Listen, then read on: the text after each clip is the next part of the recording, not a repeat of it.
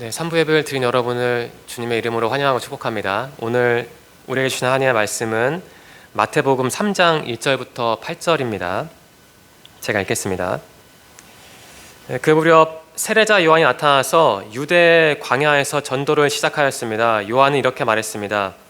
회개하시오, 하늘나라가 가까이 왔습니다. 세례자 요한은 예언자 이사야가 말한 바로 그 사람입니다. 광야에서 외치는 한 사람의 소리가 있다.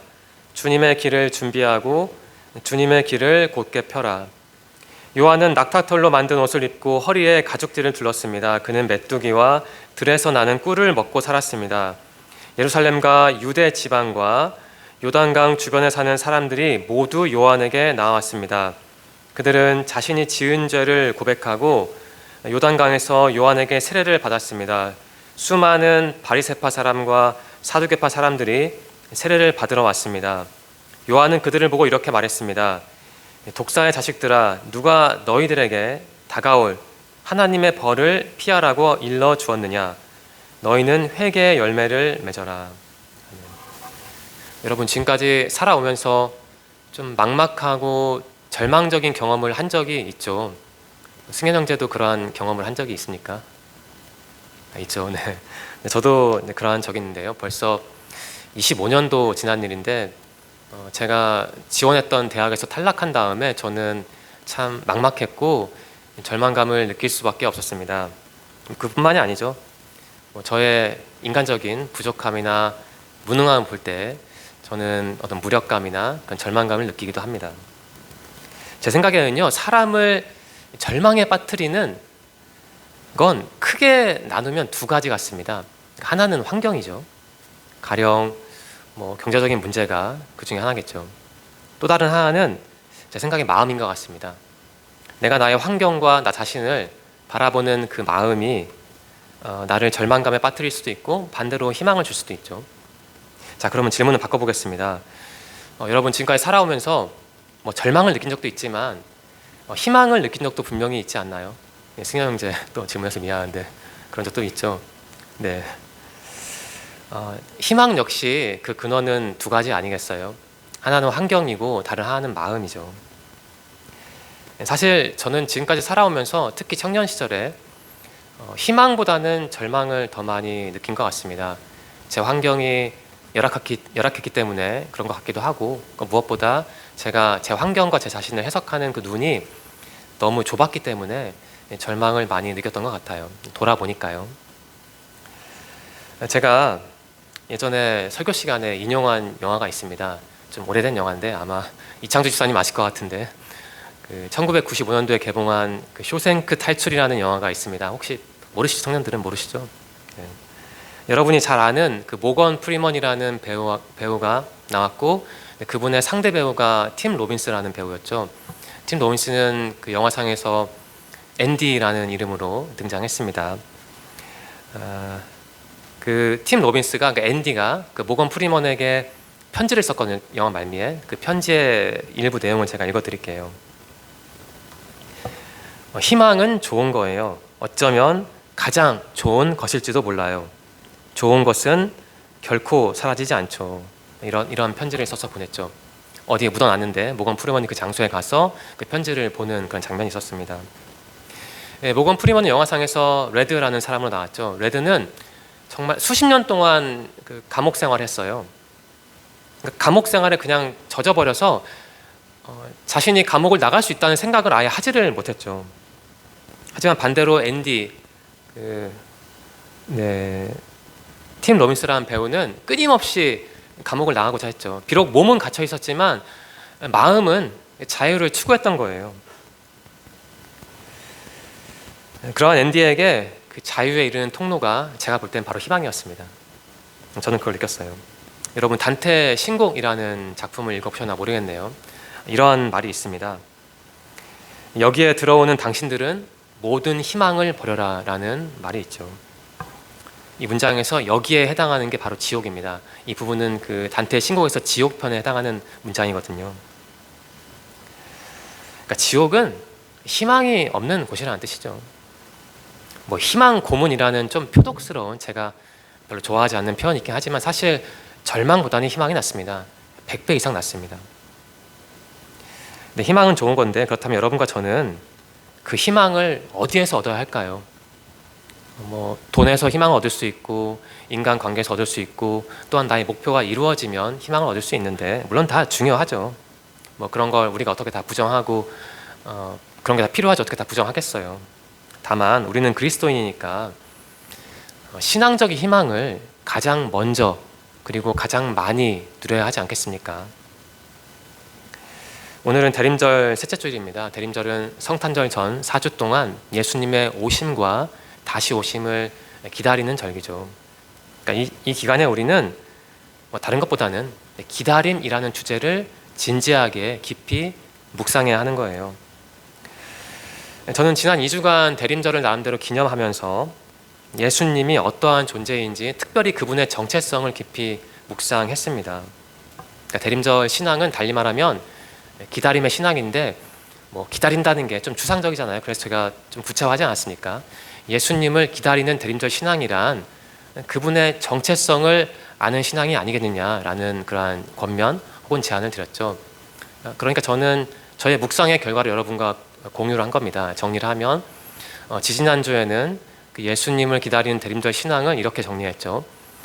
예수님을 우리와 함께하는 하나님으로 이해하자. 그게 대림절을 기념한 신앙이다라는 말씀을 드렸고, 또 지난주에는 이러한 말씀을 드렸죠.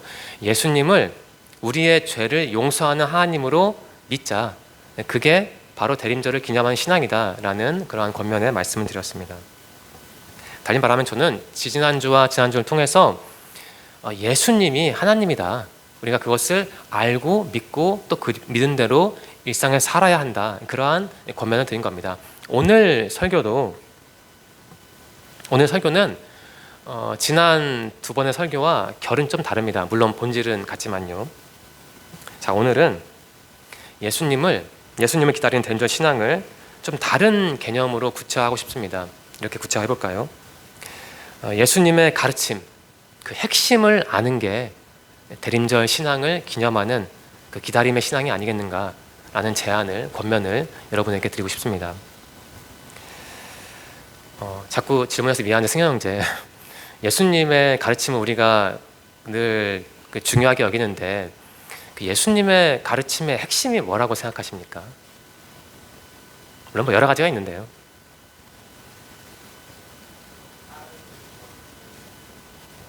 네, 예수님을 바라보는 거 그렇게 볼 수도 있고, 보통 예수님의 가르침 핵심이라고 하면 좀 막연하긴 한데 여러 가지가 있어요. 근데 하나 정리를 하면 예수님의 가르침을 정말 단 하나의 주제로만 정리를 압축을 하면, 농축을 하면 하나님 나라라고 볼 수 있습니다. 다르게 표현하면 하늘나라 혹은 천국이라고 하죠. 이제 마태복음에서는 천국, 하늘나라가 표현을 하죠. 자, 오늘 설교에서는 제가 천국과 하늘나라 혹은 하나님 나라를 제가 병행해 사용하겠습니다. 우리가 대림절 신앙, 즉 기다림, 예수님을 기다리는 신앙이라면 제 생각에는 하나님 나라를 알고 믿고 그 하나님 나라를 살아야 할 것 같아요. 즉 천국을 알고 믿고 천국을 누리는 게 바로 대림절을 기념하는 신앙이 아닐까 합니다. 네, 본문에는 세례 요한이 나와요. 이 마태복음 3장에서 세례 요한이 처음 나오죠. 무대는 사막입니다. 여기서 말하는 사막은 사해 서쪽에 있는 사막으로 추정은 돼요. 요한의 활동은 설교였죠. 그런데 이 사람의 설교가 참 매섭습니다. 우리가 이 장면을 많이 접했기 때문에 그냥 흘려 넘길 수 있지만 잘 보면 굉장히 매서운 설교를 하고 있어요. 느닷없이 나타나서 무슨 말을 하냐면 그냥 회개를 하래요. 회개를. 당신들은 죄인이니까 회개를 하라는 거죠. 사막에서 나타나서 느닷없이 회개를 하라고 세례 요한은 설교를 했던 겁니다. 이 사람의 설교는 당시 유대인들에게는 굉장히 충격적인 설교였어요. 왜 그랬을까? 당시 유대인들은 그 신앙의 정통의 핵심이 예루살렘이라고 믿었습니다. 예루살렘에 성전이 있으니까 그 성전에 신앙의 전통이 있다고 믿었어요. 그런데 세례 요한은 그 성전에서 설교를 한 게 아니고 사막에서 설교를 한 거예요. 사막에서. 그러니까 그 사람들이 볼 때, 당시 유대인들이 볼 때 참 충격적인 장면이었죠. 우리는 잘 느끼지 못하지만 당시 기준으로 보면 굉장히 이례적이고 충격적인 모습이었습니다. 저도 한번 생각을 해봤어요. 세례 요한은 성전이 아닌 사막에서 설교를 했는데 그 사람의 설교를 들으려고 많은 사람들이 모였거든요. 그런데 그 사람들에게 축복을 저하는 메시지를 전달하지 않았습니다. 그 사람들을 위로하는 설교를 하지 않았어요. 그럼 어떤 설교를 했나요? 그냥 간단했죠. 당신들은 죄인이니까 회개를 하라는 거예요. 회개를. 왜 굳이 그렇게 불편한 설교를 했을까? 여러분 생각해 보셨습니까? 그냥 좋은 말 하면 되는데, 자기 보러 온 사람들에게 좋은 설교를 하면 되는데 왜 그 사람들 마음 불편하게 그 마음을 찌르는 설교를 했을까요? 회개하라고. 그 이유가 뭘까요? 잠시 생각해 보시기 바랍니다. 이 질문에 답을 하려면 회개가 무슨 뜻인지 알아야죠. 회개, 쉽게 표현하면 전환이라는 겁니다. 당신이 과거에 이러한 생각과 행동을 따라 살았는데 그러한 것에서 벗어나라는 거예요. 그러니까 전환하라는 거죠. 전환. 보통 우리는 회개라고 하면 뉘우침, 그런 마음을 짜는, 눈물을 흘리는 기도를 생각하는데 그 회개는, 그러니까 눈물을 흘리고 기도하는 건 그 회개의 극히 일부분입니다. 실질적인 의미는, 본질적인 의미는 바꾸는 거예요. 나의 인격을, 나의 생활을, 나의 생각을. 그게 진짜 본질적인 회개입니다. 하지만 우리는 그 회개를 매우 좁은 관점으로 해석을 하고 있죠. 네, 아무튼 요한은 사막에 모인 사람들, 유대인이죠, 유대인들에게 설교하면서 회개하라고 한 거예요. 왜냐하면 하늘나라, 천국, 하나님 나라가 가까이 왔기 때문이라고 합니다. 회개를 해야 그 나라를 누릴 수 있으니까, 그러니까 회개를 하라고 한 것이죠. 당시 유대인들에게 천국, 하늘나라 혹은 하나님 나라는 좀 미래적인 것이었어요. 쉽게 표현을 하면 내가 죽은 다음에 쉽게 표현을 하면 가는 나라, 그 정도로 이해한 유대인들이 있었겠죠. 그런데 이 요한이 말한 회개하라, 천국이 가까웠다, 이 말을 이해하려면 그 천국을 그렇게 좁은 관점으로만 이해하면 안 됩니다. 천국에는 현재성도 있고 미래성도 있거든요. 천국, 그 나라에 해당하는 단어를 그리스 원어 성경을 보니까 바실레이아라고 되어 있습니다. 그 뜻은 통치, 지배라는 뜻이에요. 나라라는 뜻이 아니고, 왜 나라라고 번역했는지 모르겠지만 아무튼 원어의 의미는 통치, 지배입니다. 그러니까 하나님 나라는 우리가 상상하듯이 특정한 시간이나 공간은 아니고 그 하나님의 통치와 지배가 성립한 곳이 바로 하나님 나라라는 거예요. 그분이 다스리는 시간과 장소가 천국이지 꼭 우리가 죽어야만 맛볼 수 있는 그러한 곳이 아니라는 거죠. 정리하겠습니다. 이 하나님의 다스림, 즉 하나님 나라가 예수님을 통해 시작한다. 그러니 당신들은 회개하라 라는 메시지를 세례 요한은 지금 전하는 겁니다. 예수님의 가르침의 핵심이 바로 하나님 나라인데, 주님을 기다리는 대림절 신앙인이란 달리 말하면 그러한 하나님 나라를 알고 믿고 기다리는, 누리는 신앙인이겠죠. 저는 그렇게 강조하고 싶습니다.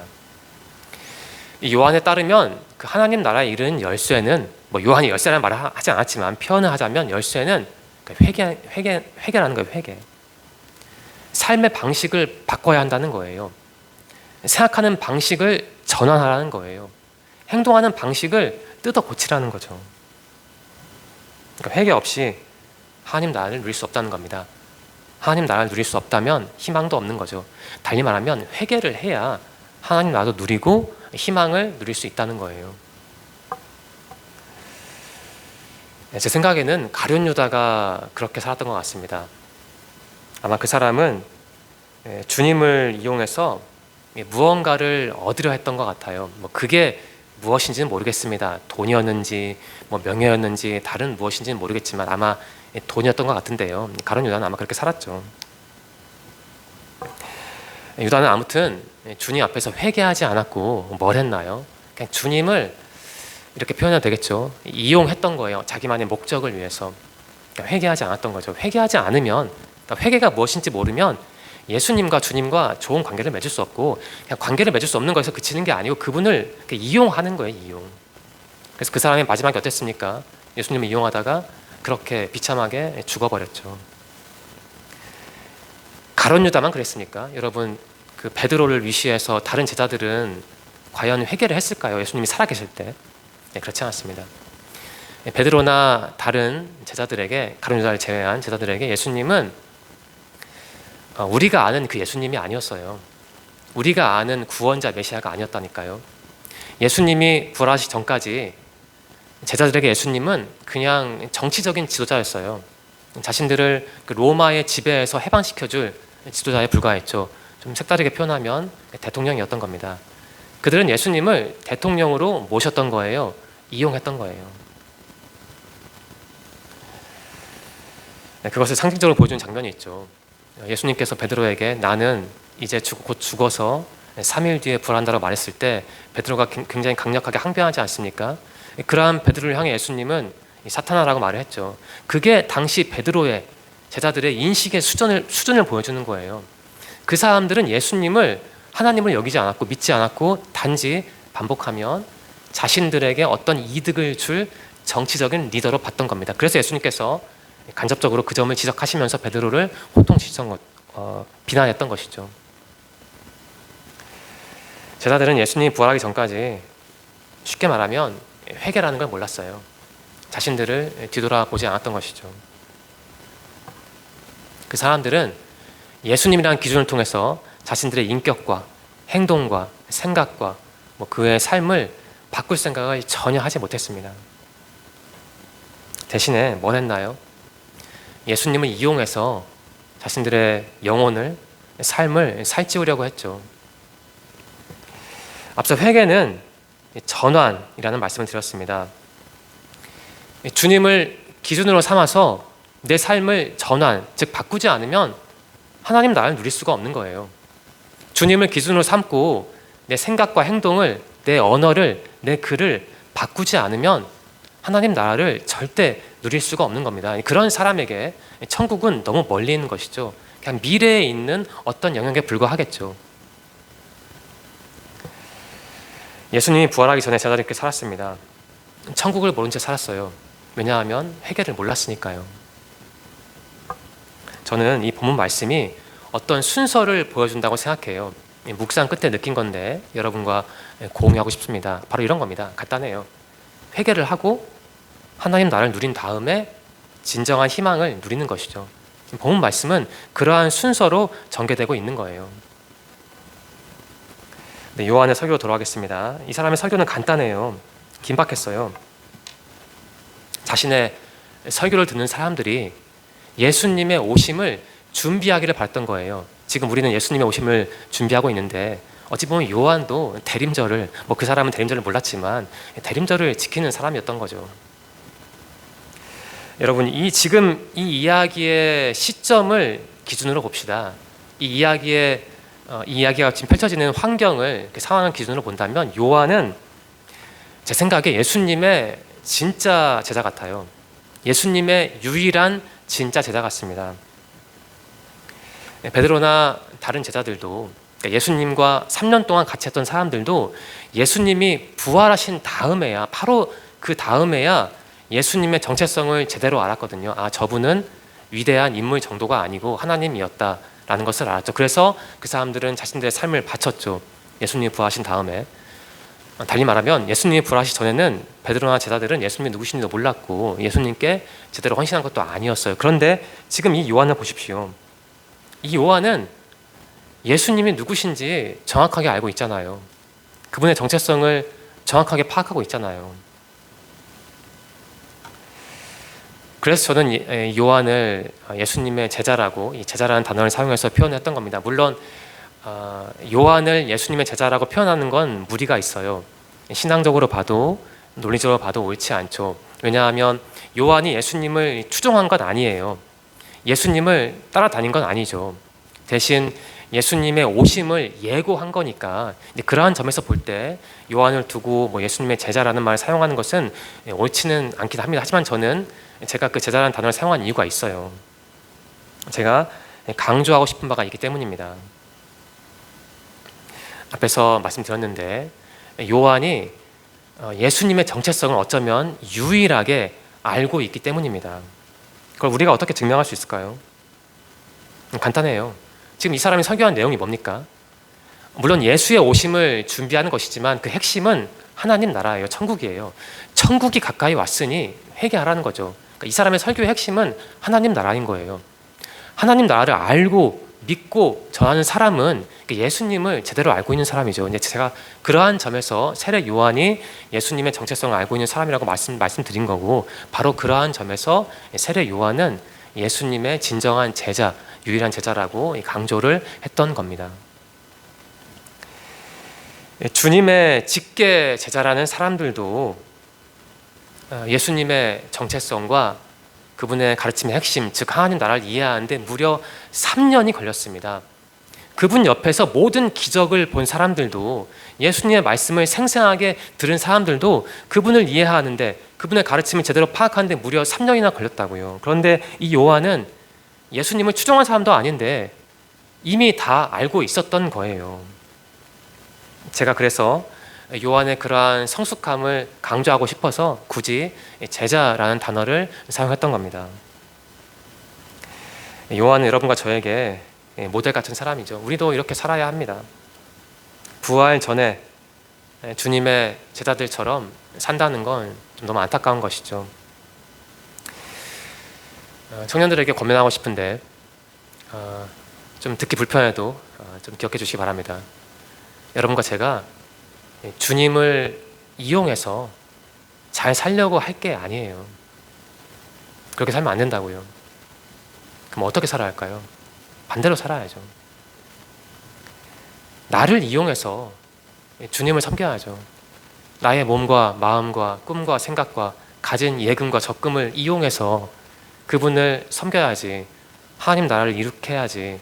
그 반대로 그분을 이용해서 나의 적금을 위해, 예금을 위해, 좀 표현이 추접스럽지만 나의 꿈을 위해, 나의 목표를 위해 산다는 건 너무 안타깝고 불행한 일 아니겠습니까? 우리 인생이 그렇게 길지 않은데 이용할 자를 이용해야지 그분을 이용하면 되겠어요?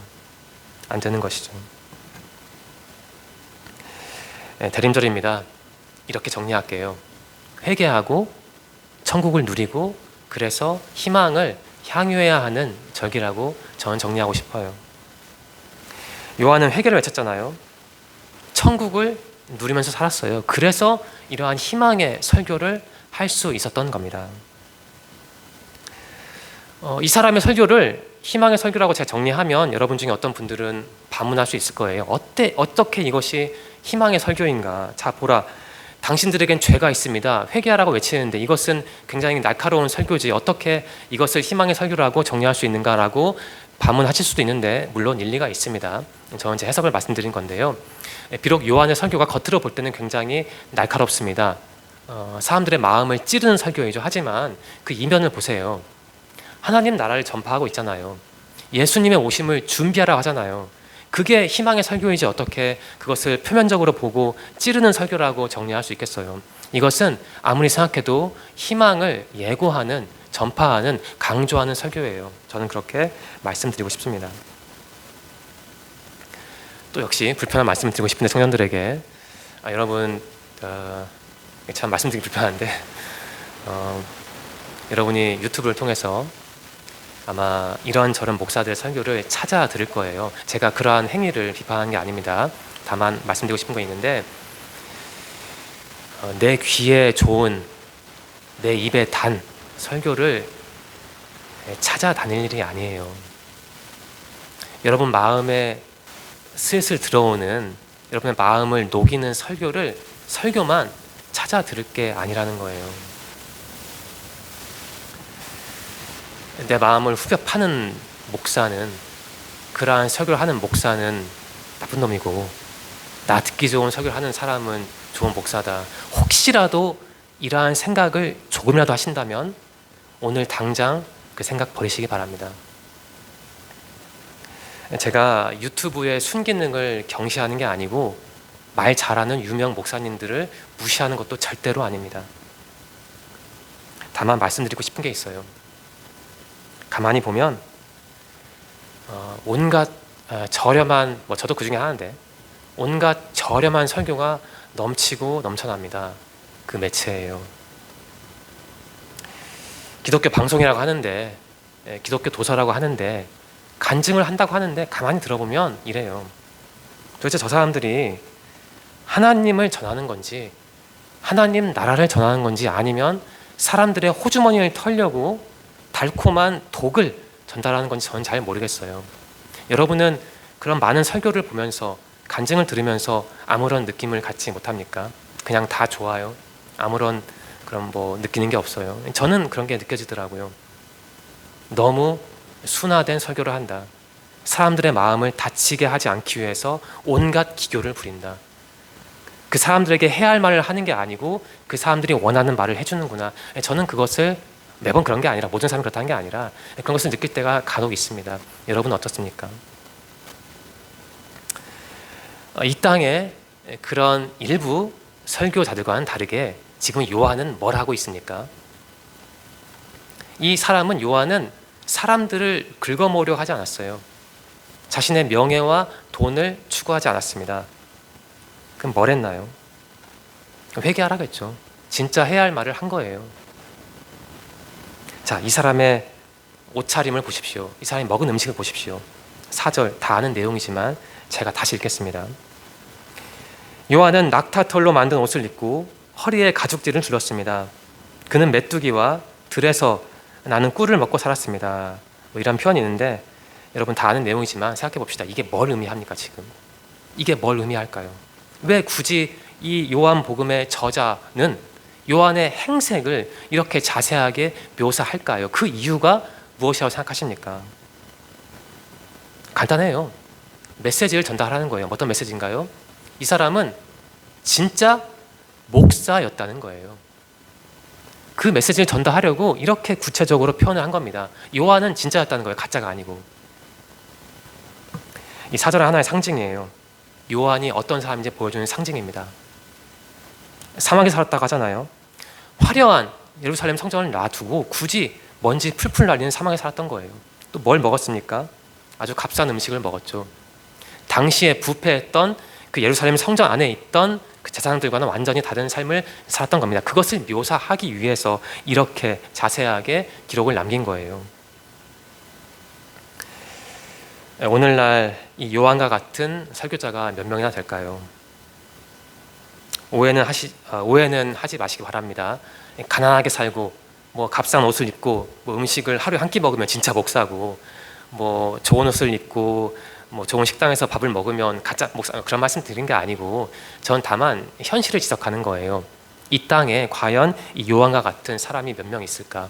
진짜 해야 할 말을 하고 자신의 삶을 바쳐서, 자신의 일상을 바쳐서 자신이 주일에 하는 설교를 증명하는 사람이 과연 몇 명이나 있을까? 저는 그러한 의문을 여러분들과 공유하고 싶은 겁니다.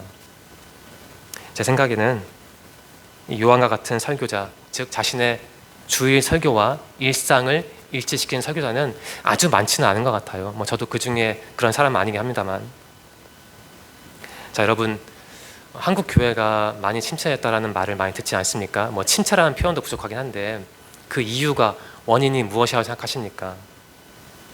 왜 많은 사람들이 굳이 기독교라는 좋은 표현을 놔두고 개독교라는 표현을 쓸까요?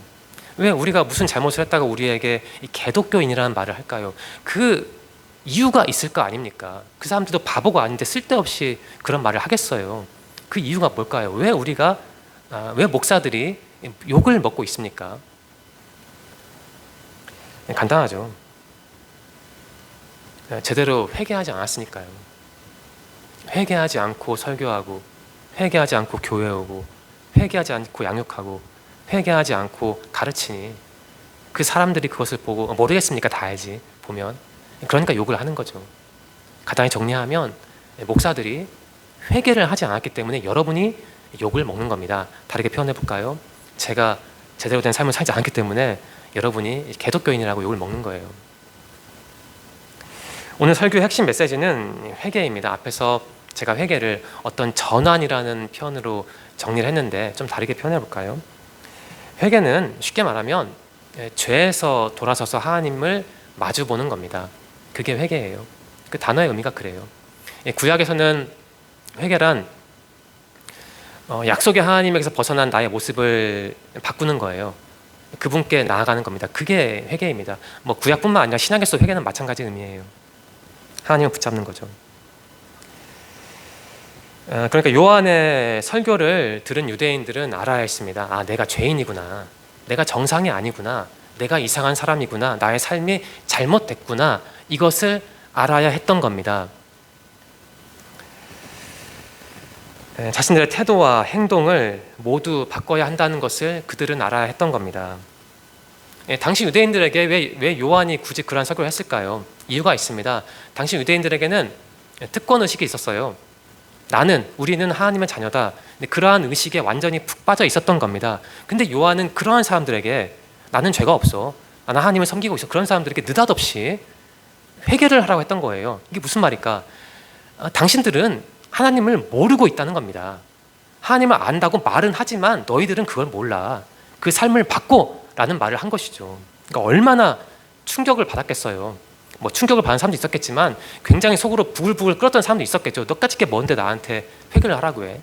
이런 생각을 하는 사람도 분명히 있었을 겁니다. 요한은 자기 설교를 듣는 유대인들에게 말한 거예요. 당신들은 잘못됐다고 말했습니다. 돌이키라고 말했습니다. 유대인들의 그런 선민의식이 이 땅에 몇몇 소수겠죠. 저도 그 중에 포함될 텐데 몇몇 어긋난 목사들의 특권의식과 겹쳐 보이는 것 같습니다. 저는 그래서 이 본문이 특별히 이 땅에 저 같은 사람들에게 주는 메시지라고 봐요. 네, 아무튼 그처럼 회개를 강조한 요한은 메뚜기와 또 그런 들에서 나는 값싼 꿀을 먹고 살았다고 합니다. 당시 사막에 살던 사람들이 통상적으로 어떤 음식이었어요. 먹을 게 없으니까 메뚜기 잡아먹고 그냥 꿀을 채취해서 먹었던 것이죠. 자, 요한의 식단은 이 사람의 생활을 있는 그대로 다 보여줍니다. 사치스러운 삶을 살지 않았어요. 당시 타락했던 예루살렘 성전 안에 있던 그 제사장들처럼 살지 않았던 것이죠. 이게 뭘 보여줄까요? 회개하십시오, 천국이 가까웠다. 이 말을, 이 메시지를, 이 설교를 요한은 자기 삶으로 그대로 구현했던 거예요. 자기가 주일에 하는 설교를 위해서 월요일부터 토요일까지 그 설교를 위해서 살았던 것이죠. 좀 현대적으로 표현을 하면 그런 사람이 바로 요한이었습니다. 진짜 목사였던 거죠. 저는 요한을 보면서 제 자신에게 질문을 던졌어요. 조광수, 너는 메뚜기를 먹고 있냐? 너는 그 들에서 나는 꿀을 먹고 있냐? 네가 입는 옷은 무엇이지? 너는 네가 주일에 하는 설교를 월요일부터 토요일까지 정말 살아내고 있냐? 구현하고 있냐? 그러한 질문을 제 자신에게 던질 수밖에 없었던 겁니다. 자, 그렇다면 여러분은 요한을 보면서 어떠한 질문을 던질 겁니까?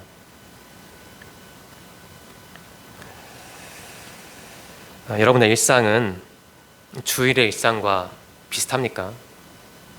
여러분이 주일에 보이는 모습은 여러분이 평일에 보이는 모습과 어느 정도로 일치합니까? 여러분이 교회 안에서 말하는 방식과 행동하는 방식은 여러분이 월요일부터 토요일까지 친구에게 혹은 다른 사람에게 말하는 방식, 또 생각하는 방식과 어느 정도 일치합니까? 요한을 보면서 나 자신을 돌아봐야 합니다. 대림절입니다. 다시 정리할게요. 회개하고 하나님 나라를 알고 그래서 희망을 누려야 하는 절기입니다.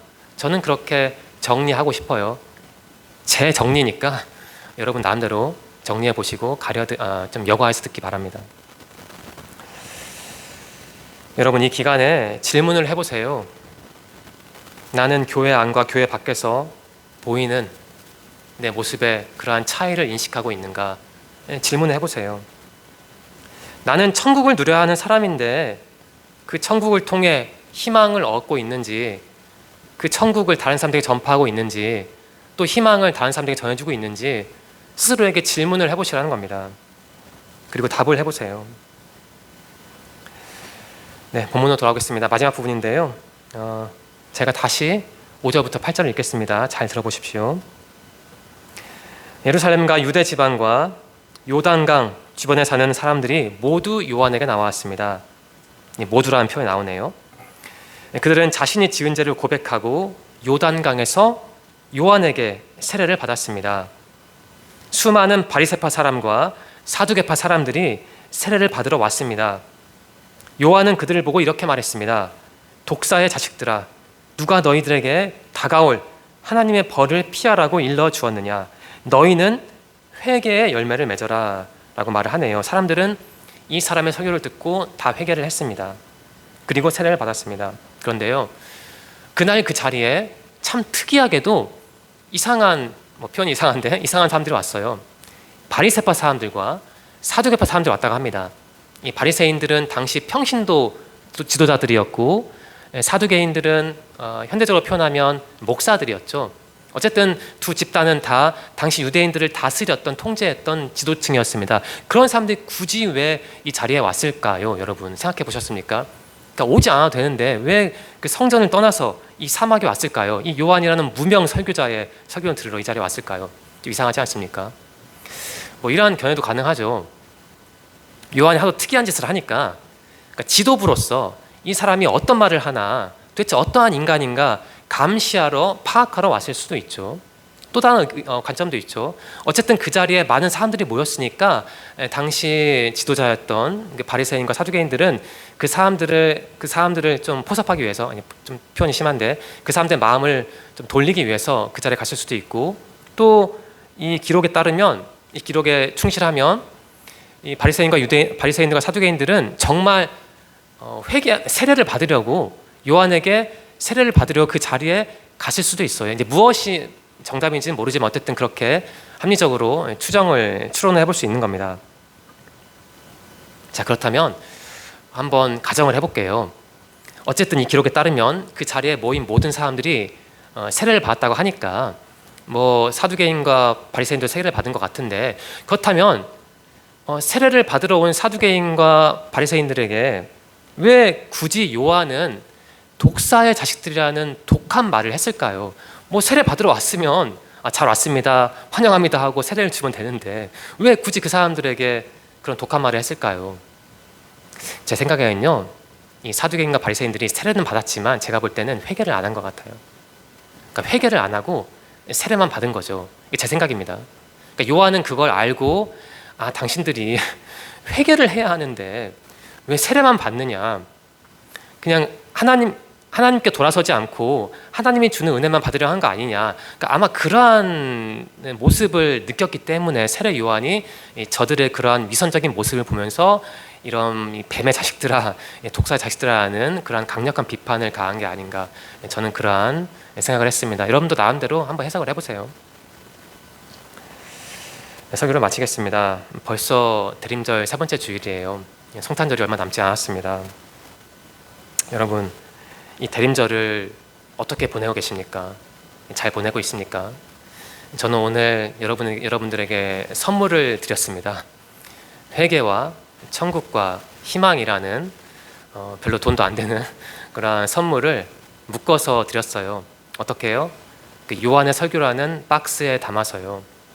부디 제가 소망하는 게 있다면 제가 드린 그 세 개의 선물, 회개, 하나님 나라, 희망이 찢어지지 않고 잘 붙어 있기를 바랍니다. 어디에서요? 여러분의 마음속에서요. 여러분의 일상, 월요일부터 토요일 그 시간과 공간에서요. 이번 주 본 말씀을 깊이 묵상하시기 바랍니다. 저는 나름대로 이 본문에는 희망이라는 단어가 없지만 회개와 하나님 나라를 묶어서 그게 희망의 조건이다라는 해석을 여러분과 공유한 겁니다. 신학적으로 뒷받침될 만한 해석은 아닐 수도 있으니까 여기서 들으시고, 제가 권면드리고 싶은 것은 여러분도 나름대로 저처럼 한번 응용을 해보세요. 제가 잘한다는 게 아니고 회개와 하늘나라가 무엇인지 생각을 해보신 다음에 내가 그것을 통해서 무엇을 얻을 수 있는지 생각해 보시라는 겁니다. 저는 이 회개와 하나님 나라에 희망이 있다고 해석하고 그렇게 믿어서 여러분에게 오늘 설교를 한 거예요. 여러분 나름대로 본문을 해석하시고 필요한 교훈과 메시지를 얻으십시오. 내가 그렇게 고민하고 노력을 할 때 하나님이 더 큰 은혜를 주실 겁니다. 기도드리겠습니다. 하나님 감사합니다. 대림절을 통해 우리가 신앙인으로서 어떻게 살아야 하는지 그 방향성을 알게 하시니 감사합니다. 오늘 주신 말씀을 바탕으로 이번 주 우리가 해야 할 회개와 우리가 누려야 할 하나님 나라와 희망을 우리 모두가 구체화할 수 있도록 인도하여 주세요. 새로운 한 주가 시작합니다. 우리 청년들의 몸과 마음을 지켜주시고 그들에게 주님 도울 사람과 좋은 기회와 자원도 넉넉하게 허락해 주십시오. 우리 청년들이 일상에서 주님과 동행하고 그 주님의 은혜를 체험함으로써 복된 삶을, 풍성한 삶을 살기를 소망합니다. 그들을 인도하실 것을 믿으며 예수님의 이름으로 감사하며 기도드립니다. 아멘. 우리 찬양하시면서 준비하신 예물 드리는 시간 갖겠습니다.